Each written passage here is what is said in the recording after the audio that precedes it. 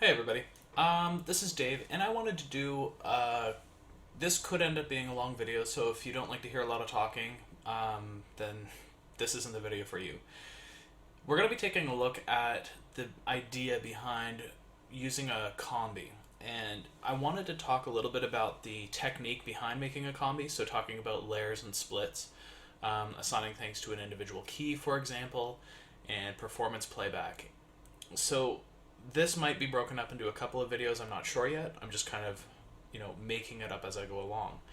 So I've had requests for people to talk about, or have me talk about, creating a combi and how do you go about it? What's the process? What are the steps that you take?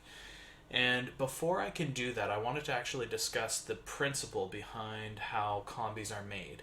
Now, this isn't necessarily specific to the Kronos, though I'm going to be doing this on the Kronos, so this is my synth of choice.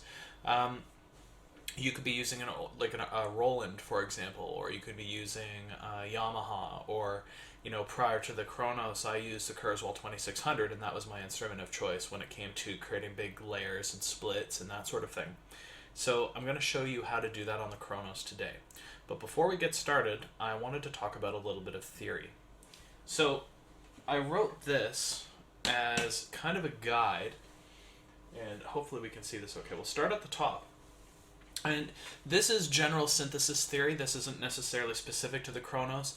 Terminology might be specific to the Kronos that I'm using, but the general idea applies. You should be able to do this with most synths, in that, any polyphonic synthesizer that has the capability of doing like multiple MIDI zones and that sort of thing. So first things first, let's go ahead and get started. So the program design kind of starts at the top and it works its way down. So at the very high level, you have your oscillators. And so in some cases, if we're using like the HD1 synth here or the AL1 synth, we'll be using either samples or oscillators. So if we put HD1 there or AL1. Now, this is not necessarily specific to the HD1 or the AL1 synth. These are just examples. So the HD1 synth actually uses samples as its playback mechanism, where the AL1 synth has oscillators. It's soft synth that it generates the oscillators, or generates the tones, and you kind of manipulate them that way. So what I wanted to kind of focus on was just the HD1 synth, where most synths aren't always necessarily synths. So for example, I'll use the Kurzweil as an example. It actually uses sample playback. It doesn't generate the tones unless you're using them inside of an algorithm, but we're not going to get into the specifics there. So when it comes to samples, we'll use the HD1 synth. A lot of synths are actually romplers, we'll call them. So they use ROM. So you have sample ROM, where your samples, like for example a saw wave or a sine wave, is stored in the memory as a sample, and it's played back. It doesn't actually necessarily generate it the same way like a soft synth would. So we use that as an example. So HD1 synth, the idea is that we have a sample, and that sample will spread a range across a keyboard. So pretend this is the keyboard right here. So we might have sample 1, and it's spread from this key to this key. And then we have sample 2. Now sometimes sample 2 will just start exactly where this one left off, or in some cases it'll actually overlap just a little bit, and you can kind of do a crossfade depending on the synth and its capability. Most of the time, this point where they intersect is going to be the split point. So it splits from sample 1 to sample 2, and then sample 2 will split from sample 2 into sample 3, 4, 5, and I'm just using this as an example. Your piano sound might have 88 actual samples, and it might have multiple velocity layers. So velocity meaning how hard you hit it. If this is our velocity layer from 127 being the loudest and 0 being the quietest, it might be broken into 4 levels, and you might have a sample that's assigned from this level only, and then another one from here to here, and then another one from here to here, and then finally a last one from the highest velocity. So going from mezzo piano to FF, fortissimo.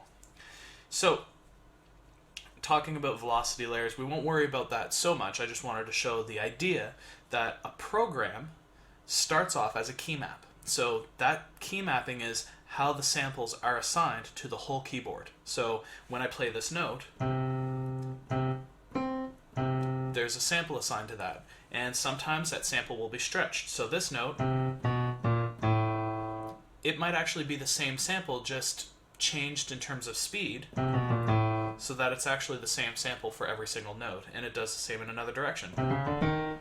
And then at a certain point, they cross over, where you have another sample that takes over. So that's just an example. Again, not always the case, but I wanted to explain the idea that there is a key map, and that key map assigns samples to a section of the keyboard. It gets stretched, and when you play like from one note to another note, let's say here to here, so from G sharp to G sharp, whoops, when you play from, let's say, G sharp to G sharp, it might be using the same sample, and the original sample might have been recorded on C, but then it's stretched down to G sharp, and then it's also stretched up to G sharp. Okay?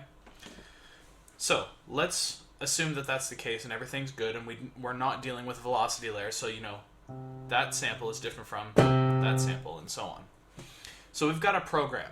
Now once we've got our program, several things happen at the program level. So we have filters that are applied, so high pass, low pass, band pass. Those are just some examples, a multi-pass filter, a band reject filter, and so on. Then we have our amp. This is where your ADSR happens. So attack, decay, sustain, and release. And so at that stage, you know, filters are applied, then you go through your amp stage. After that, you have your effects. And, you know, of course, there's a lot of other things that happen in here as well. And then that goes out. And so that goes out to your audio. The next layer is the setup. Now, again, this is commonly referred to as like a performance setup. On Kurzweil, it's referred to as a combi. On other synths, it might have different names. So the idea, though, is that if program, just using this as an example, if program is your lowest layer, besides the key map, it's saying like program is your lowest playable layer. So you have your piano, right? You might have your electric piano in there somewhere. So we'll just grab something here.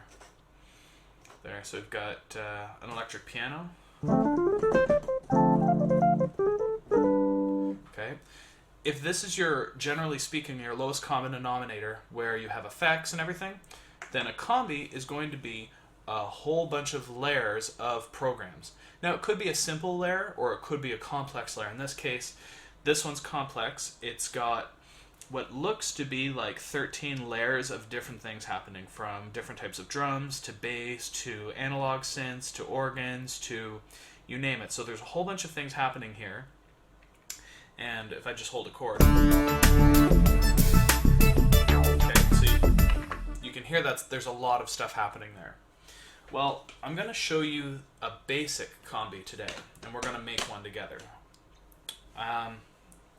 So this setup, which should actually say combi, is built out of program 1 and program 2. So in this case, we're going to do a simple piano split. On the left hand will be an acoustic bass. On the right hand will be a piano. And then I'll show you how to assign effects, like route effects and that sort of thing. And so in the same way that a program has key maps that are assigned to the range of the keyboard, a combi, or a setup, will have programs that are assigned to the range of the keyboard. So in one section of the keyboard, you'll have one sound and a different sound in another. Now this is a split. We could also do a layer, so that a bass and the piano, actually a better example would probably be piano and strings, would be layered, so you have an entire layer that starts from one section of the piano and goes to the other. So let's go ahead and get started taking a look at the basics of how you go about doing that on the Kronos. So first things first, we want to get to a blank combi. So I'm going to go to there, something that I've made already. There. So I'm just using F10 because this is it's bank user F10 in combi mode. You don't have to use that one. You can use any one that's free. So first things first, you'll notice I've got a piano sound. There's no effects currently assigned, and I'm going to need to adjust some things. So, first things first, where is our split going to happen? So if you're going to think about doing a split, you need to consider, what is my highest note on my left hand going to be? What is the lowest note on my right hand going to be? Is there going to be an overlap? So I might be thinking of, this is an example, I might be thinking of a walking bass line. So I might be thinking, so maybe this note, this D3, is going to be the lowest note that I feel comfortable playing with my right hand. So maybe I want to start runs that go something like that. So what I'm going to do is I'm going to have this D3 be my lowest note. Now that I'm aware of this, I need to tell the Kronos that D3 is the lowest right hand note, or the lowest channel 1 note, if you wanted to think of it that way. So if we go to the timbre parameter tab, we've got a bunch of things happening here. So first things first is MIDI.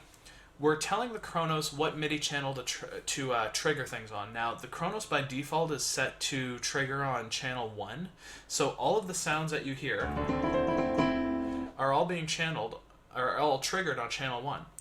That's why you don't hear channel 2, 3, 4, and so on.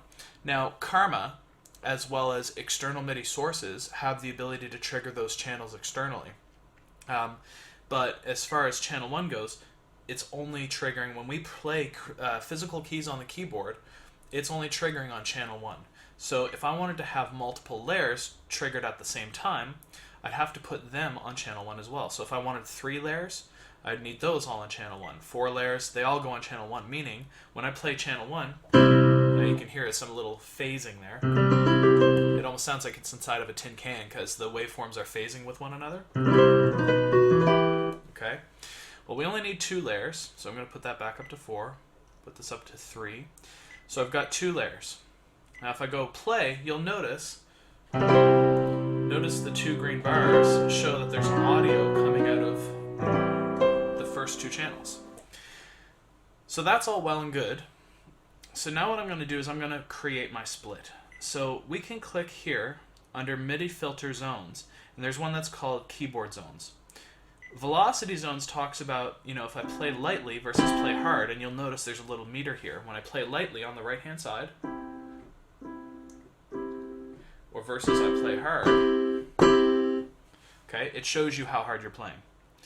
Under velocity, or keyboard zones rather, this shows you, again, the same idea, but it also shows you your notes, and above it gives you a visual description of where those notes are being triggered from. So, for example, channel 1 is currently our piano sound. Well, my lowest note, so you'll see the bottom key. The bottom key is going to be D3. So you have the ability to choose D3 either by scrolling to it manually, and you'll notice as I scroll, the bar up top changes. Or you can do something like this, which is a nice little shortcut. If you hold Enter on the Kronos, and then press D3, it automatically jumps to that piece, or to that note. Now my second zone was going to be, the highest note was going to be C sharp. So you'll notice here, you can see channel 2, and this might be difficult to see. Channel 2 is being triggered in this zone, and it shows you which zone it's being triggered in, where channel 1 is triggering in this zone. And if I play them together, see, so it tells you the most recent note, which one is triggering it. So, as of right now, you'll notice we've got one on the left channel, or I say left channel, it's channel 2, and then on the right channel, or the channel 1 rather, I say the right hand, that's what I mean, it's the right hand is triggering channel 1, left hand, channel 2. Now I want to change the sound, so I'm going to change this to an acoustic bass. So let's find one of those. I've got a bass, acoustic bass. Let's go with like just a stand-up bass here. This one.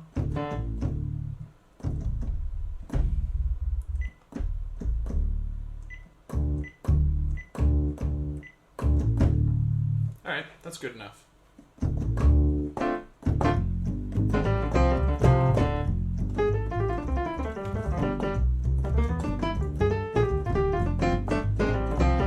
Okay, fine. So I've got my sound, And you can do things like mixing here. So maybe the bass is too loud and you want to reduce that volume. Maybe the piano is too loud and you want to reduce that volume. Or maybe the whole volume of the overall sound is too high. And I'll show you what that looks like in a minute when we get into the effects for combis. So first things first.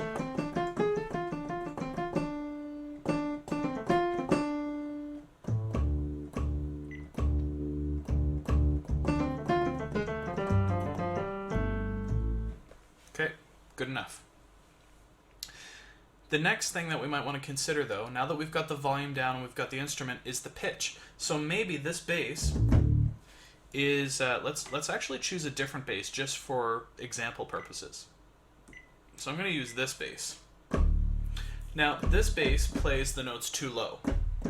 So what I want to do with this one is raise it up an octave. So I can go back to, actually it should probably be under timbre. If I go to pitch, the pitch panel or the pitch page under the timbre parameter, timbre, however you pronounce it, here it shows us our splits. So keyboard 1 is our channel 1, channel 2 is our bass. So in this case, I'm actually going to raise this up an octave.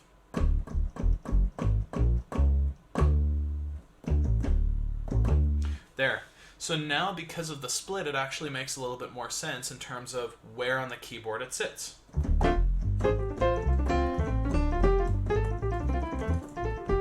Okay, so far so good. So we've got our piano in one hand, we've got our bass, and we're basically ready to continue. The next consideration, now that we've got the volume, you might think about pan a little bit, so you could pan, the keyboard to the right a little bit, maybe pan the bass to the left. This is really useful if you have multiple layers of drums that you're triggering through Karma. You can pan them depending on how you want to have it set up.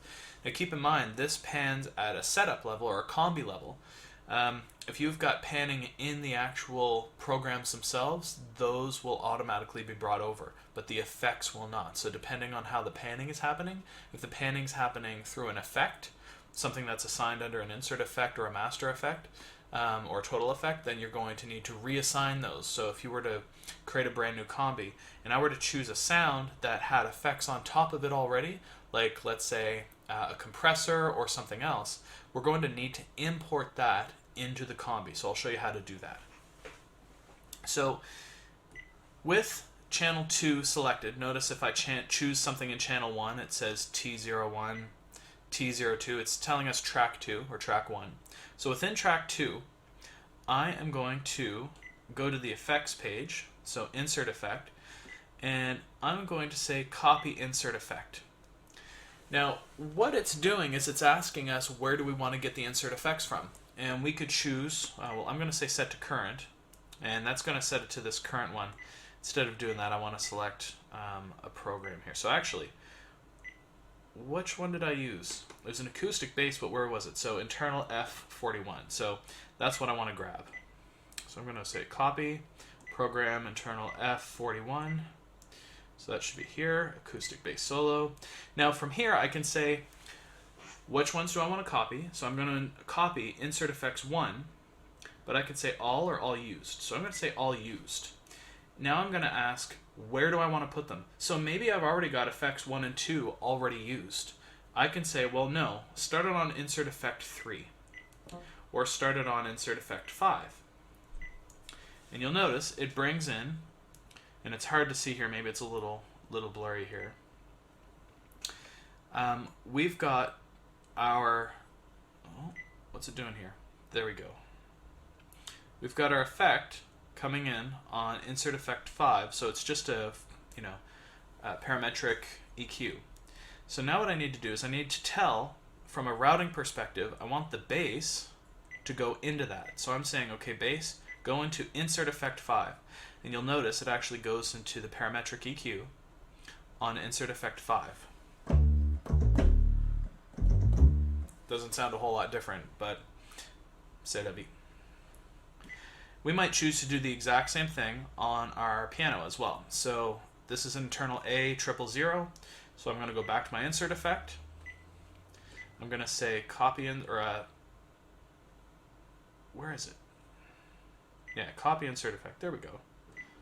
I was thinking import for some reason.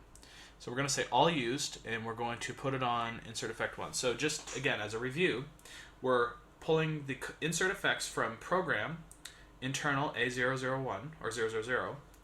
We're starting at all used from insert effect 1, so this includes all of them, and we're going to import them into insert effect 1. So if the piano had more than 5 insert effects, then I'm going to overwrite the other one. But it doesn't look like it does. It looks like we've only got 3.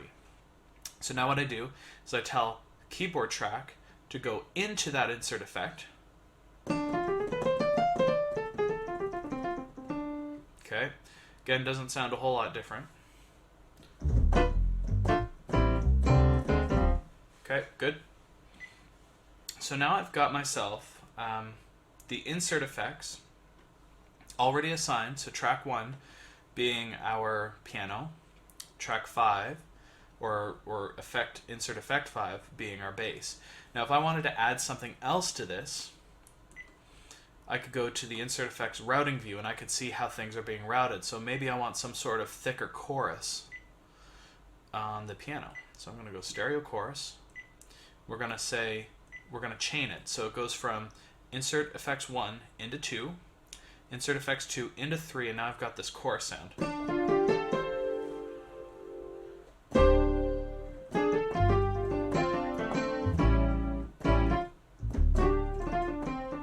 Okay, so now I've got this effect, and I can turn that off and on. I can assign controllers to it and that sort of thing. So a common question that I'll ask, or that I'll hear, is how do I know that the sound coming out of this, let's say I've got like maybe 4 or 5 different combis that I use in a row. How do I know that the sound coming out of this combi is louder or more quiet than the combi right beside it? So let me write this combi, and I'll just call this piano bass.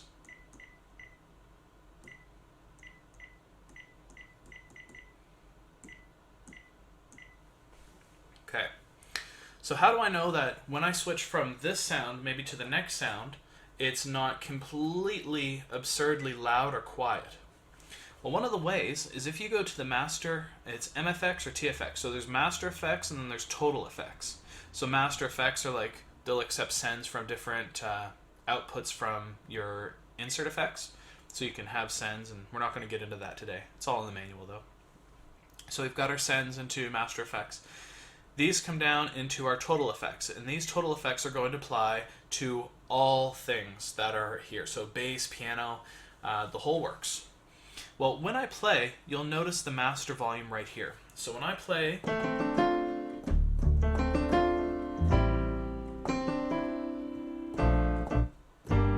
okay, you can notice it's showing you how loud it is compared to my playing. Well, the beautiful thing about this is I could look at this and play my hardest, you know, if I'm playing a particular section.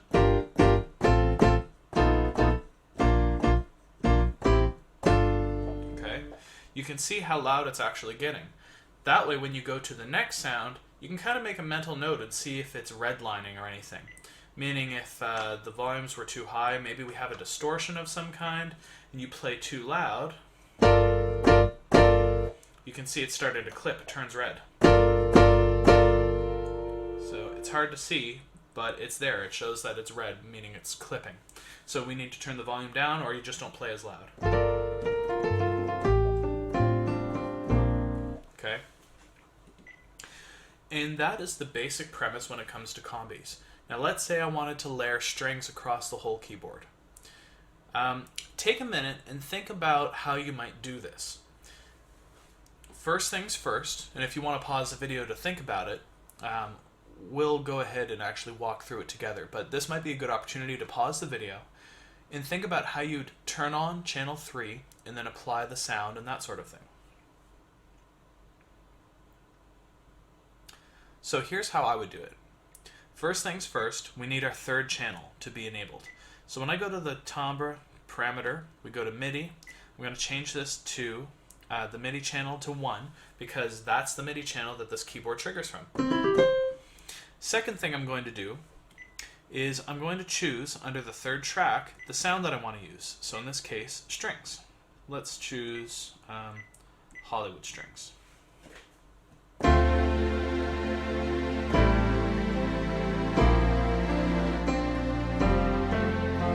Okay, so far so good. Now maybe the strings are too loud, so I can adjust the volume. And maybe I want to mess with the pan a little bit. I want them to pull a little bit to the right. Maybe I'll pull the piano to the left. There, so now the piano's hanging on the left-hand side. Strings are kind of hanging on the right, and they're not nearly as loud. Okay? Next thing I might want to do is, depending on the pitch, I may want to put them an octave higher.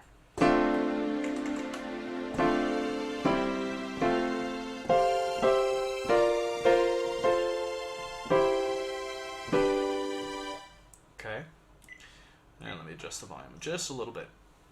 Now, if I wanted to make sure that the strings only triggered with the piano, so right now they should trigger with the bass as well.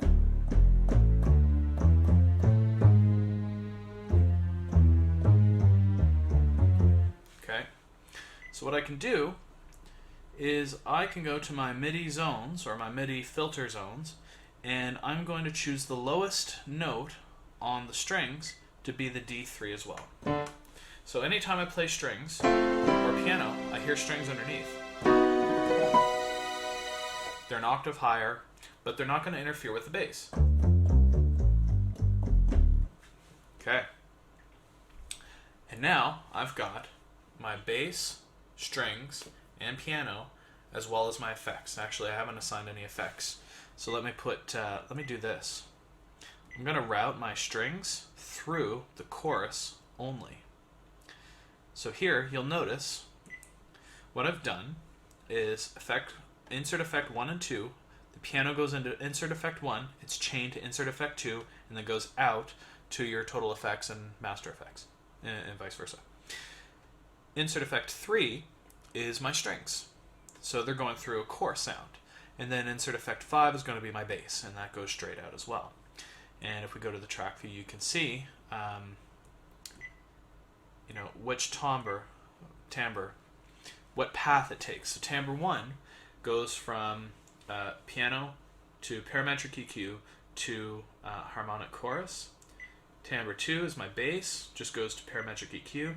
Timbre 3 goes to stereo chorus, and it shows you where it's being sent. And under IFX 3, or the IFX 1 to 12 tab, it shows us the ability to manipulate. So maybe this chorus is a little bit too wet, I want it to be a little bit drier. You can change it here, change the shape of the waveform, and so on. So I'm not going to get into the details of how you process your effects, but you have the idea. So at this point, now we have strings, bass, and piano.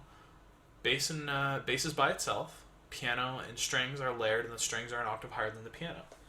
So if I were to play,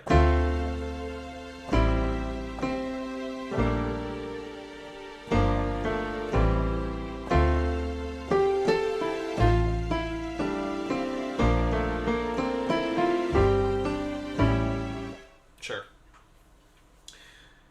And then at that point, if while in the middle of playing you wanted to bring out the strings,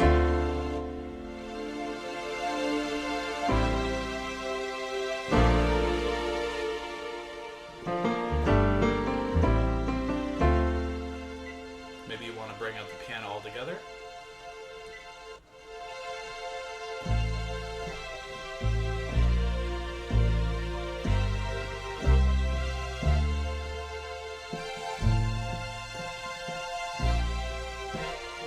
Okay.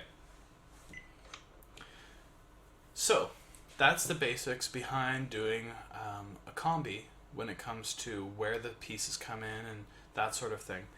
And if you have any questions, feel free to reach out, let me know, and I'll do my best to answer those for you. And I hope you enjoyed the video. Thanks for watching.